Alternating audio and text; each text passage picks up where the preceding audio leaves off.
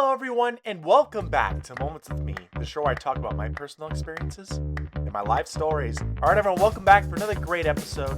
In today's episode, I wanted to talk about The Actor, which is out now. I wanted to talk about the behind the scenes, the spoiler talk, everything. So, if you have not gone and seen it, please make sure you go check out The Actor. Link will be in the description and come back to this episode because I don't want to spoil it for you if you haven't seen it. And then also, my next short film will be screened at the Geronimo Film Festival. So make sure that you get yourself your tickets. Also, link in the description. It'll be May 6th, starting at 6 o'clock at the West Charleston Library. So make sure that you're there and check out the film. And with all that being said, let's get straight into it. So, yeah, as you guys have seen, that was a very it was a very personal movie to me. I made it kind of based off of a hard moment for me where I wasn't sure what was going to happen and I was scared and I wanted to make a movie that captured that and also kind of be that movie that tells my younger self that like don't give up on yourself but also understand that it's okay to be human and it's okay to feel certain ways. And like sometimes what we really need is a break, even with the things that we're super passionate about. And that was something that I really wanted to capture with this movie because I think for a while I wasn't really giving myself that break. I felt like I was so go, go, go, trying to, get the next thing done, and then I kind of realized that you need that moment. You need that moment to reset and like kind of take a breather before you do start a next project, whether that break is for a day, a week, whatever it is, and you just kind of have to take it easy on yourself and just again keep in mind that you're only human. I will say that I know that it was a more serious film, but I also know that there was some comedic elements in there, and I kind of wanted to explain why that is because I know some of you may not have understood that, or maybe you're just wondering, like maybe why or whatever, or maybe not. Maybe I'm just rambling on and I don't know what I'm talking about. But the reason why I wanted to put in those few comedic moments that were in there was because I didn't want it to be a movie where it's like, oh, I'm depressed, like for the entire film. Because in my opinion, that would have gotten boring really, really fast. So, in order for it to not feel boring, I felt like I had to balance out those scenes and the big emotional scenes that we have with something lighter, with something that the audience can laugh at and smile at, because there was once this saying that I really, really liked, and it's basically that you gotta find the comedy in the drama and the drama in the comedy. And that really stuck with me. And that's something that I really try to keep in mind with making my films.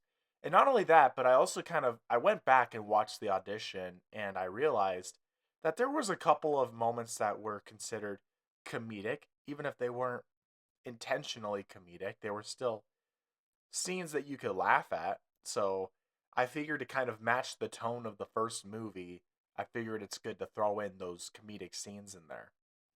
And also, something that I'm sure you guys are all going to want to ask about is what was it like working with all those different actors, getting to work with Rahul, Paolo, Zach, and Michaela? So I'm going to tell you all of that right now. So, first of all, working with Rahul, he's always great. He's such a talented actor. I love working with him when I get the chance to. I wrote this role specifically for him, so I'm really glad that he was able to do it. I'm really glad that he was able to be a part of it. And I feel like he really got to flesh out the character in the way that I had imagined that he would. And I really liked the chemistry between Oscar and Devin. I thought that was very, it felt very natural, but then again, it's also cuz him and I are friends in real life, so of course it would be natural. So yeah, Rahul, great as always. I'm so glad he got to be a part of this movie, and he was great. Getting to work with Paolo, funny enough, when Rahul came to film, also Paolo came to film. I wasn't sure if I was gonna include him in the movie. I don't think I was originally going to, But I think I did because I needed a director to be really mean to Rahul. And so I was like, Paolo, I need you to do this scene and stuff. And he was like, he was obviously like, yeah, I'll do it.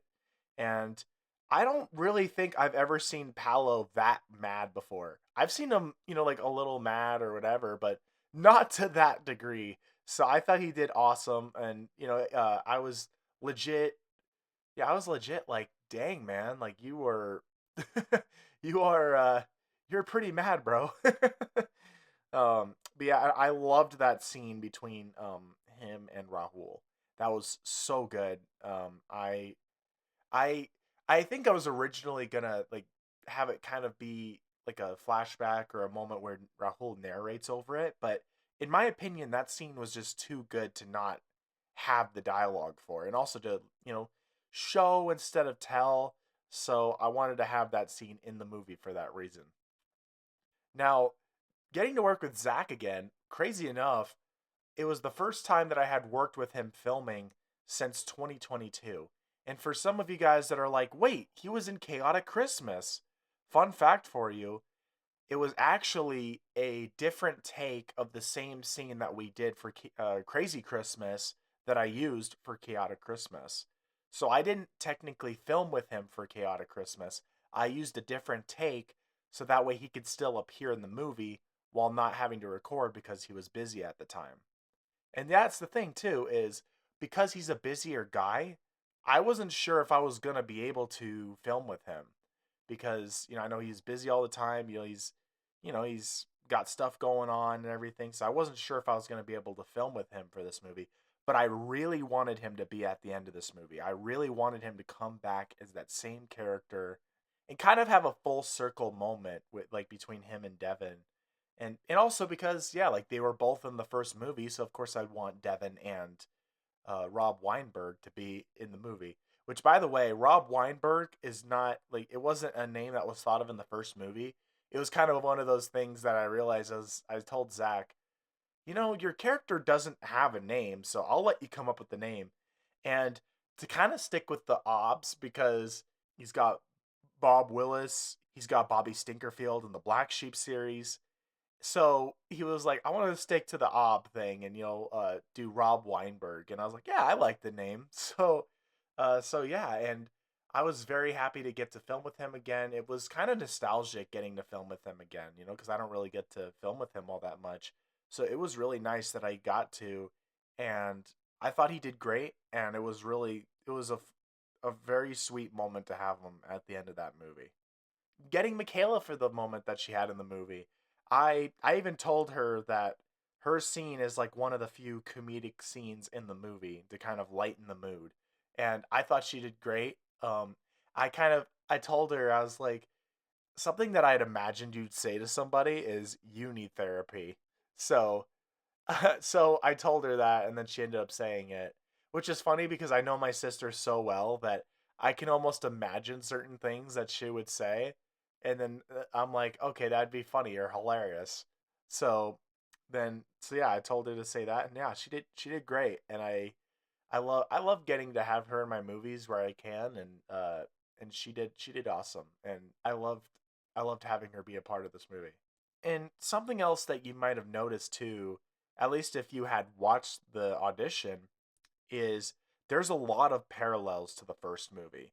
There's a lot of shots that recreate the first movie. There's, like a few scenes that were recreated from the first movie. Like like Devin recording himself practicing the monologue.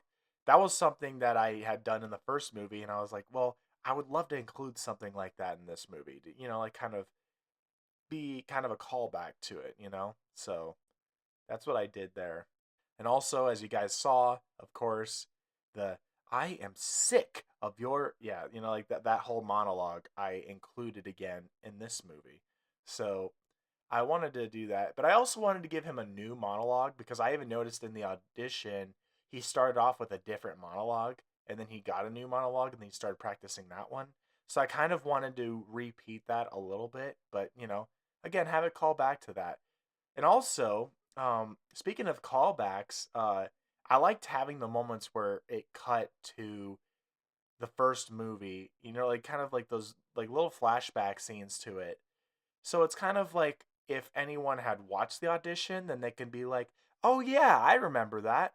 And then for anyone that might be watching the actor without watching the audition, it'll kind of, like it'll kind of give them an idea, without having to watch the first movie.